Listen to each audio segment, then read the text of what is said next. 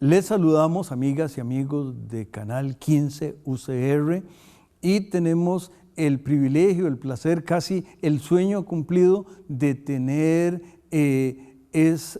con nosotros a el francés que nació en Burdeos y que al igual que don Hernán Cortés cruzó la mar Océana, no lo cruzó en carabelas, pero y estoy seguro que cruza muchas veces el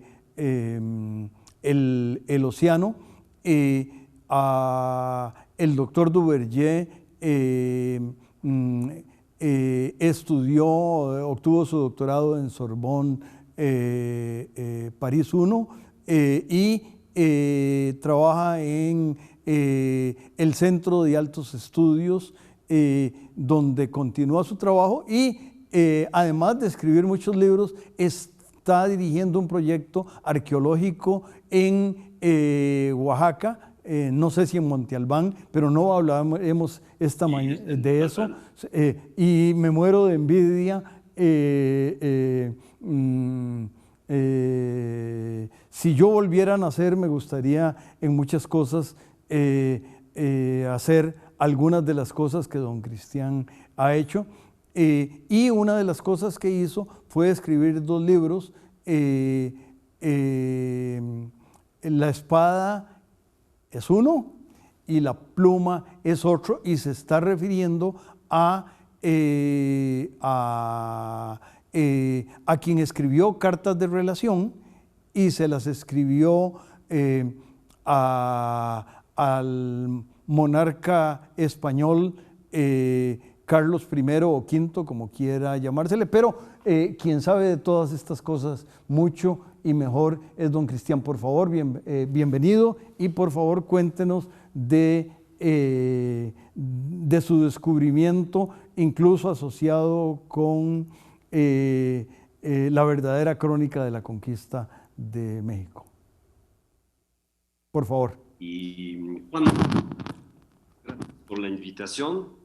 Aquí estoy en la Ciudad de México, pero platicamos a través de la plataforma Zoom. Es una manera de romper las fronteras. No es tan evidente, pero lo hacemos así, y en particular con la pandemia que nos impide viajar. Entonces, gracias por la invitación. Estamos en una agenda donde conmemoramos la llegada de los españoles a los 500 años, y en México la llegada de Cortés, que no es lo equivalente de los españoles.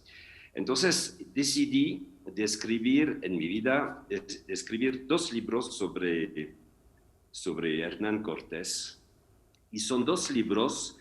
Actualmente existe una edición que se llama Vida de Hernán Cortés, y es una biografía en 2 tomos, y uno se llama La Espada y la otra La Pluma. La Espada es la historia de 1485 hasta 1543, 40 vamos a decir, que es la parte que conocemos como Cortés Conquistador. Y luego, a partir de 1543, se instala en Valladolid Hernán Cortés y escribe sus memorias.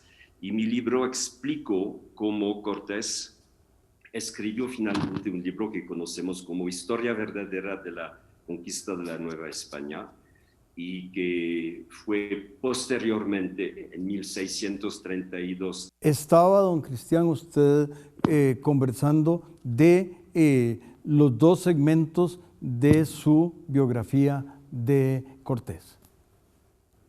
Sí, y estaba explicando que mi visión de lo que ocurrió, que llamamos conquista, Esa visión es un poco diferente de la tradicional que tenemos, que conocemos en América Latina y en otras partes del mundo, porque tengo dos formaciones, la de un arqueólogo y de un antropólogo especialista del mundo prehispánico, y también la formación de un historiador. Entonces, un historiador que trabaja con los archivos de los fondos de archivos del mundo. Entonces, de eso nació una visión donde Cortés cambia un poco de perspectiva, su perspectiva, cambió su perspectiva y decidió entrar en México no como un ejército española, porque realmente era un grupo muy reducido, que era de como 500 personas, como se sabe, y decidió utilizar una disposición cultural que existía en México. Uno de mis libros que escribí sobre la historia prehispánica se llama El primer mestizaje y hablo de la historia prehispánica. ¿Cómo era la situación? Y México, la Mesoamérica que conocemos, que empezó en 1200 antes de Cristo, es un mundo de agricultores sedentarios, pero siempre entraron en Mesoamérica, en el territorio de los sedentarios, grupos de nómadas que conocemos en la literatura como chichimecas. Y siempre había una tradición, había un cierto grado de aceptación de esos nómadas. Y cuando se presentaba el grupo, se ofrecía una ofrenda de mujeres, que eran mujeres del pueblo. Y era una manera de pactar la alianza de sangre con el grupo inmigrante. Y la idea era que se instalaran los nómadas en el pueblo, intercambiando las esposas del lugar y los hombres del grupo.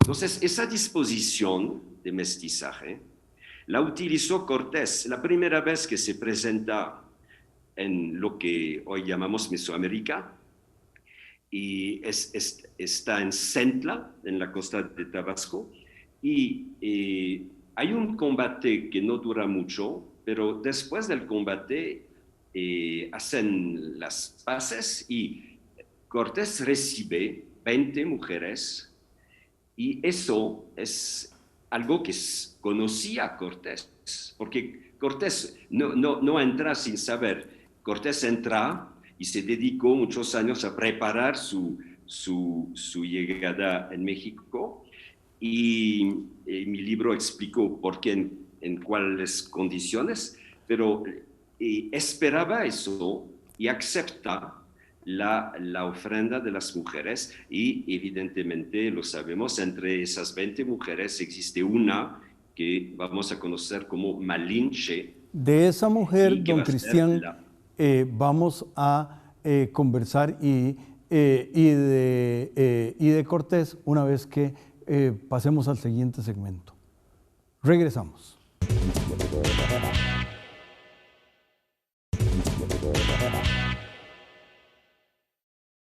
Continuamos, amigas y amigos, escuchando al doctor Duverger, que nos llevó a un punto importantísimo. En Tabasco se conocen Doña Marina la Lengua, la Malinche, que en algunas descripciones aparece como la lengua, y Hernán Cortés, que empezaba a hablar un poquito de lengua náhuatl, y ahí quedó la acción en ese primer segmento. Por favor, doctor. Sí, gracias, Juan Rafael. lo que cambia en mi visión de las cosas es que tenemos frente a nosotros un Cortés que conoce el funcionamiento de la sociedad. Hay que siempre recordar que pasó 15 años en las islas, y las islas del Caribe, Santo Domingo y Cuba, son partes de Mesoamérica. Entonces, el sistema social, la cosmogonía es la mesoamericana. Entonces, no es un extranjero que entra en México, sino una persona que compartió durante 15 años la vida de los indígenas. Tiene una esposa taína, de esa esposa tiene una hija, y todo mi libro lo explica.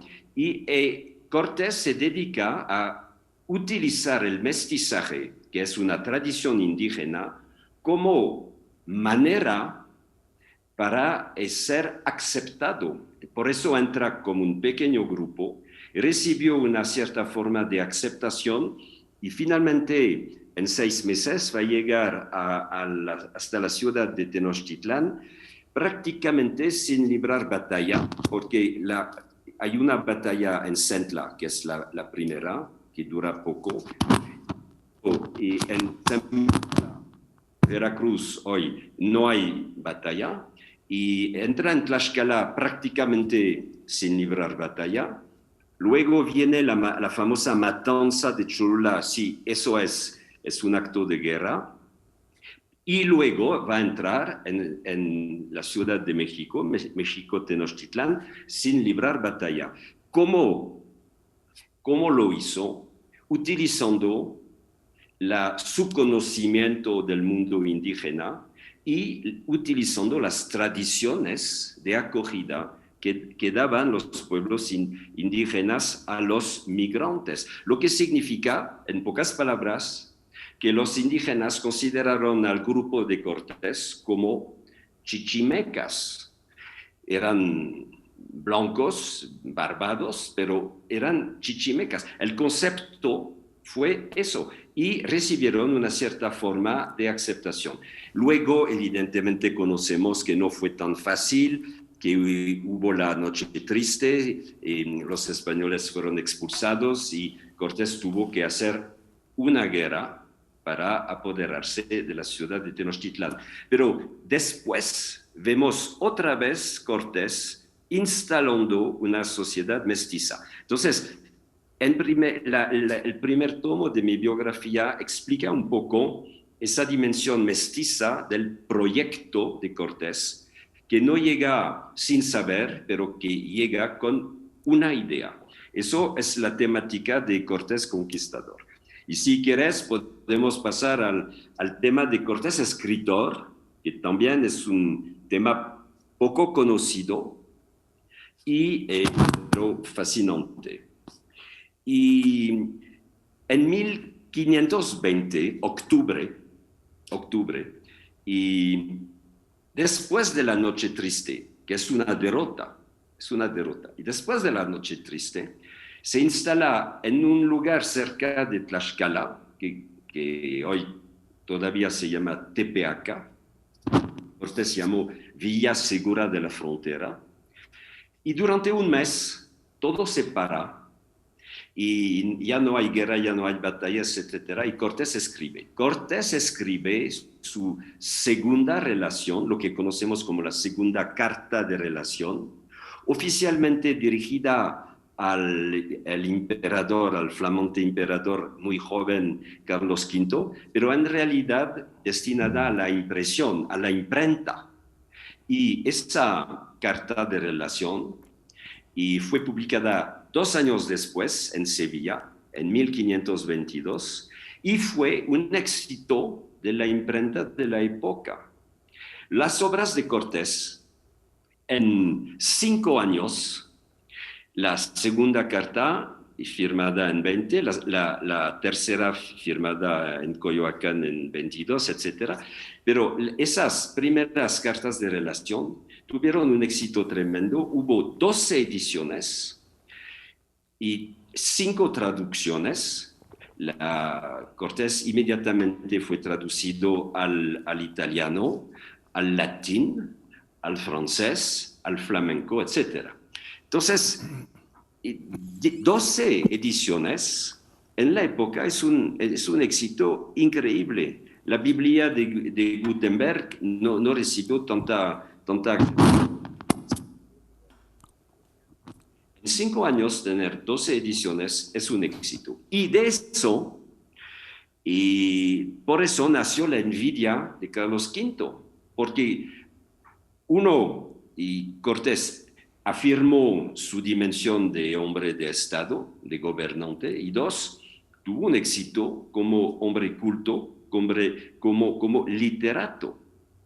Y hubo en 1527 una prohibición que fue la interdicción de imprimir, de leer y de poseer los libros de Cortés. Y la multa era enorme, ¿no? La multa era el precio de un caballo, lo que costa una fortuna en la época. Entonces, a partir de este momento, Cortés no solamente es un conquistador, pero un literato conocido en el mundo intelectual.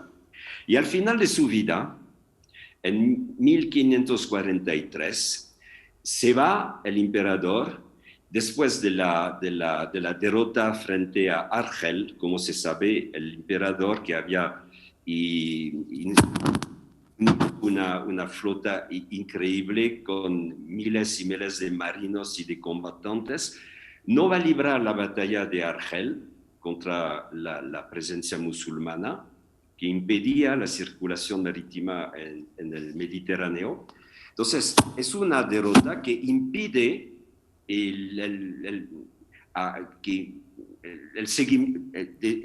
Cortés, a Carlos V, de seguir como emperador. Entonces huye, se va a Alemania y luego a Bruselas, donde se habla francés, porque a veces no, pero nunca supo hablar español Carlos V.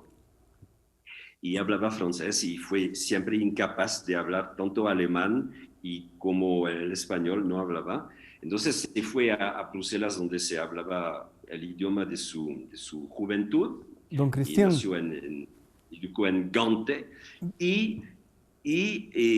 Don Cristian. Cortés se instala en Valladolid y escribe el libro que hoy conocemos como La historia verdadera de la conquista de Nueva España. Con ese libro, Sí. don Cristian, Si quieres preguntar algo. Vamos a Sí. invitar al canal a que nos regrese para el tercer segmento, que será el último, y lo dejamos en un excelente lugar.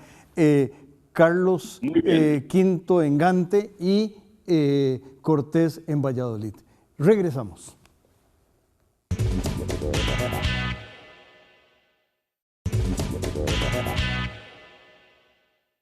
Regresamos a Gante o a Valladolid o a México o a San Pedro de Montes de Oca, donde continúa la historia y ahora es la pluma, ya no es la espada, sino que es la pluma.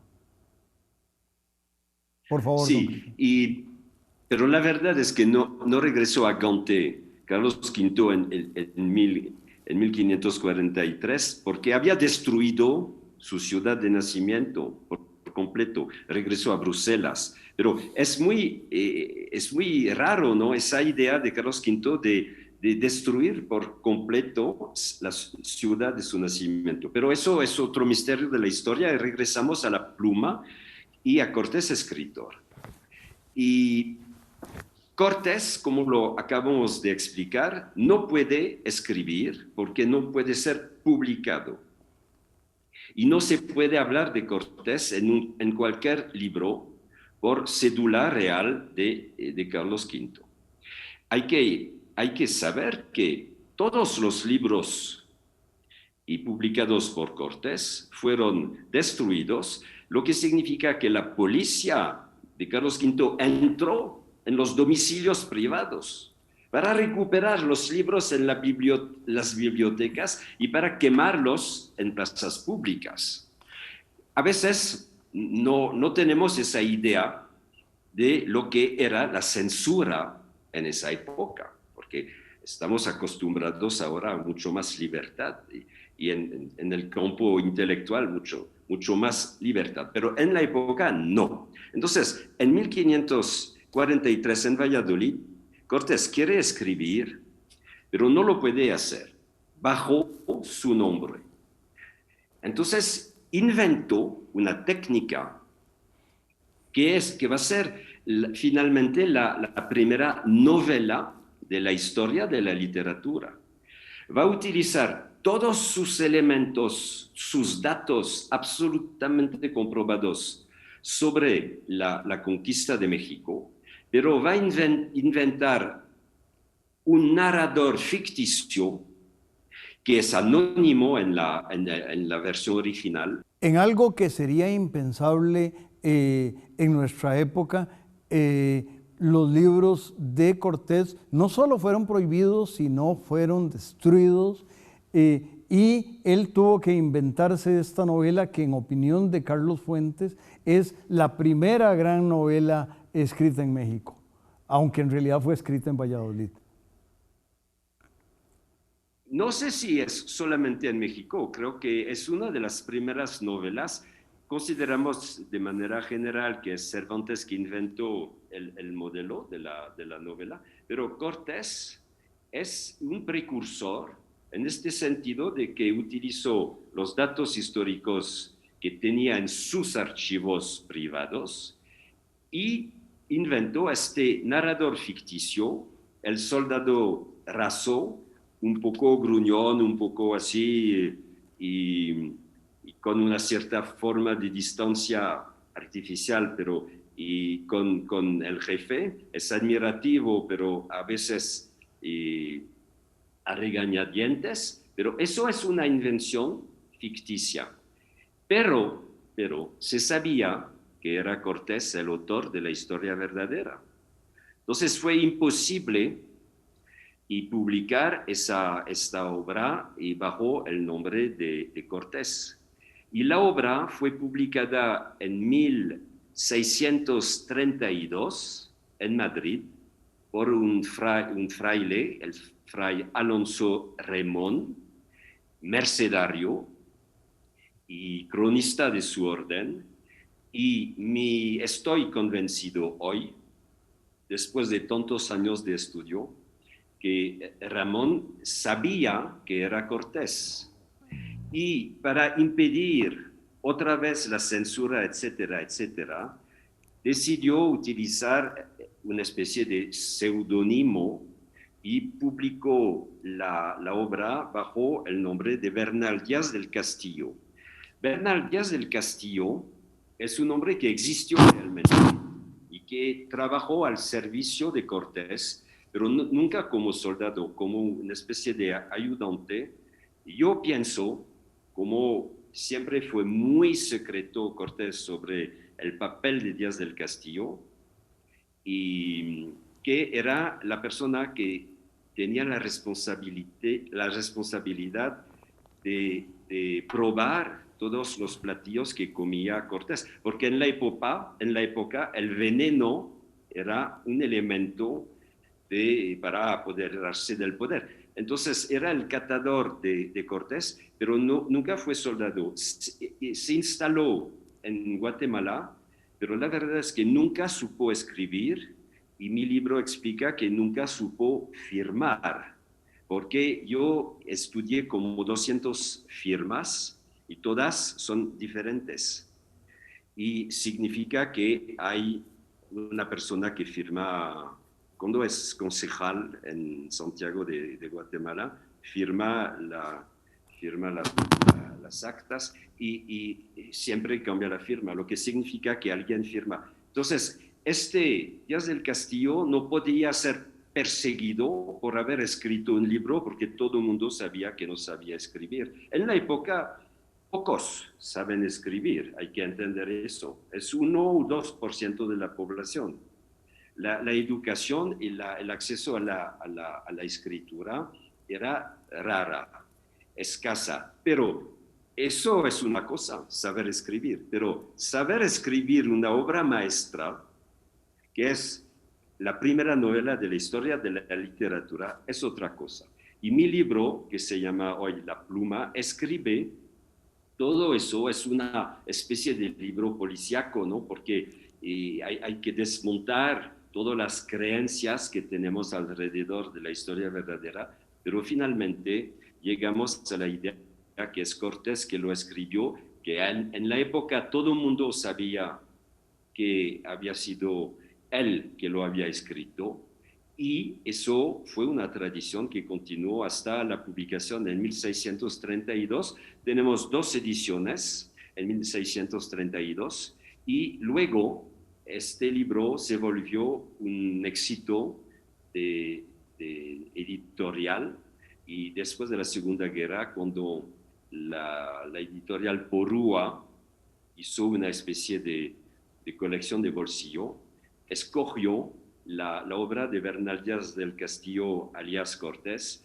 como uno de los primeros libros publicados al lado de Homero y de los grandes escritores de la historia de la humanidad. Lo que ubica Cortés a un nivel que no corresponde a la visión que a veces existe en los libros de texto. Eso con la es lo editorial importante, Porrúa. y fue un placer compartir esos elementos. Con la editorial Sí. Porrúa cerramos este círculo. Doctor Duverger, le agradecemos y esperamos algún día tenerlo cuando la normalidad regrese en la Universidad de Costa Rica. Muy bien. Gracias. Vendré a Costa Rica a visitarte. Gracias por la invitación, Juan Rafael. Gracias. Gracias, y a las amigas y amigos los invitamos a que se mantengan con los programas excelentes de Canal 15 UCR. Gracias.